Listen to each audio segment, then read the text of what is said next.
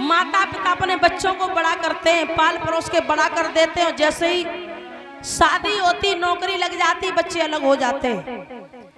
तो आप हमें ये बताएं, इसमें जितने लोग बैठे हैं, कितने लोगों ने बढ़िया मकान बनाए अपनी कमाई से?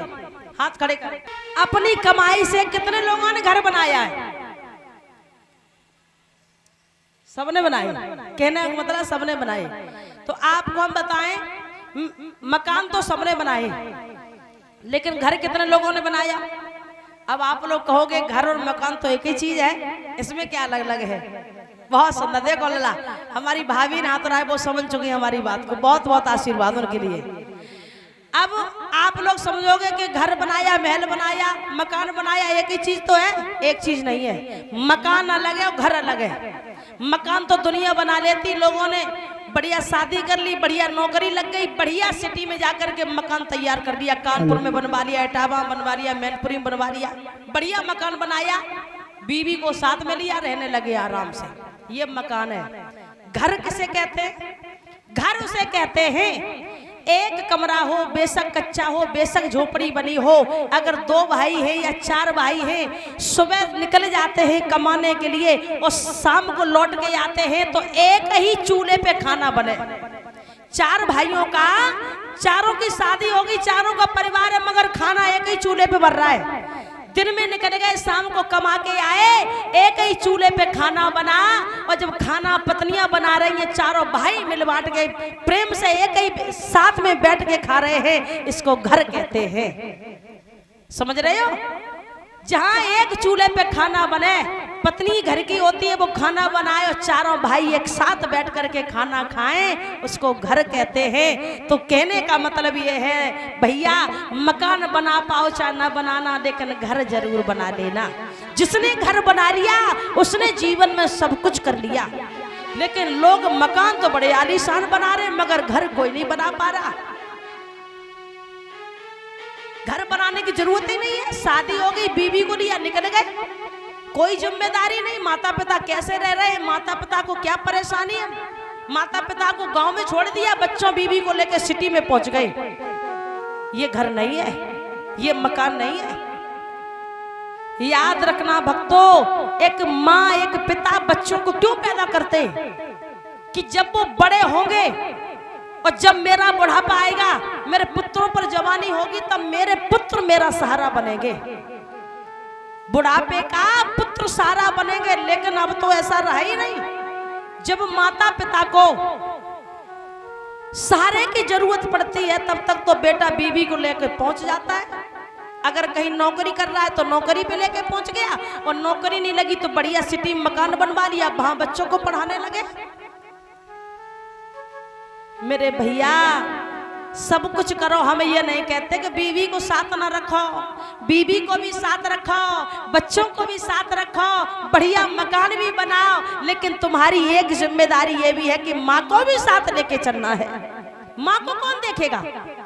माँ ने सारी जिंदगी परेशानी उठाई, बच्चों को पाल परोस के बड़ा कर दिया, सारे की जब जरूरत आई तो बच्चा चला गया। तो मेरे भाई, आज मैं व्यासपीठ से यही कहूंगी, मकान तो सब लोगों ने बनाए हैं, मगर आज से घर बनाना भी प्रारंभ कर देना। घर बनाना भी बहुत जरूरी है। समझ रहे हो? कुछ साथ नहीं जाएगा, यही पड़ा सब रह जाएगा। कोई किसी का साथ नहीं देता है। महाराज सब परमात्मा करता वही होता है। तो याद रखना मेरे भाइयों, सब कुछ कमाया है जिंदगी में, तो परिवार को लेकर चलना भी एक बहुत बड़ी कमाई है। ये जिसने परिवार को एकत्रित कर लिया, जिसने अपने परिवार को इकट्ठा कर लिया, जिसने अपने परिवार में सुमित बना ली, उसने सब कुछ कमा लिया। परिवार से दूर होकर के कितना भी कुछ कमाओ, कितना भी लुटाओ, कोई मतलब नहीं। जिसने घर को बनाया, जिसने परिवार को चलाया, उसी को घर कहते हैं, और उसी ने सब कुछ कमाया, ये मानो। लेकिन हमने ऐसा देखा है कि अब हम अपनी माताओं से भी कहेंगे कि एक जैसे लोग सब नहीं होते। कुछ माताएं ऐसी होती हैं, अगर लड़का बहू को जानो प्रेम करने लगे तो दिक्कत होती है। मैया, घर में अगर बहू आ जाए, चिंता को बिल्कुल छोड़ देना, चाबी बहू को पकड़ा देना, तो ही रोटी मिलेगी, वरना रोटी नहीं मिलेगी। और क्या करना आप बताओ, तुमने बना के यहाँ तक पहुंचा दिया। जिस समय तुमने अपने बेटे की शादी कर दी, सारी जिम्मेदारी बहू और बेटे को दे दो, खुद संभालेंगे। और जब तक तुम अपनी चाबी कमर में रखोगी, तब तक बहू और बेटे जिम्मेदार नहीं होंगे। याद रखना, जिम्मेदारी वो तभी संभालेंगे जब तुम अपनी कमर से चाबी निकाल के अपनी बहू को दे दोगी। उसी दिन बहू घर बनाना शुरू कर देगी, जानेगी अब तो मेरा है, बनेगा तो हम अपना बनाएंगे, बिगड़ेगा तो हमारा बिगड़ेगा। और जब तक सास की कमर में चाबी रहती, तब तक बहुएं जिम्मेदार नहीं होती है। मत आओ, देखा है, मैं अपने अनुभव से कहती हूँ। इसलिए शादी हो जाए, बहुओं को जिम्मेदारी दे दो। भाइयों से कहना है कि तुम्हें पत्नी को भी खुश रखना है। अब भाइयों से कहना है कि भाई ऐसा ना करे कि पत्नी के चक्कर में माँ को छोड़ दे, कि पत्नी मेरी खुश है तो पत्नी को लेके बाहर चले गए, माँ की कोई चिंता नहीं। देखो, तुम्हें दोनों जिम्मेदारियां निभाना है, पत्नी को भी खुश रखना है और माँ को भी खुश रखना है। अब पत्नी के पीछे माँ को ना छोड़ो और माँ के पीछे पत्नी को ना छोड़ो। ऐसा बैलेंस बना के चलाओ कि माँ भी खुश रहे और पत्नी भी खुश रहे।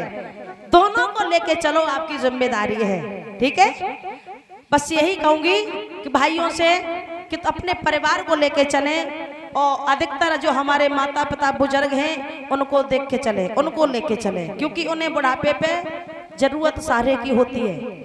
तो जहां तुम रहते हो वहां रखो, और वहां अगर नहीं रख सकते हो तो अपनी पत्नी को अपने माँ के पास रखो सेवा के लिए। बोलिए गोविंद भगवान की, बोलिए कन्हैया लाल की।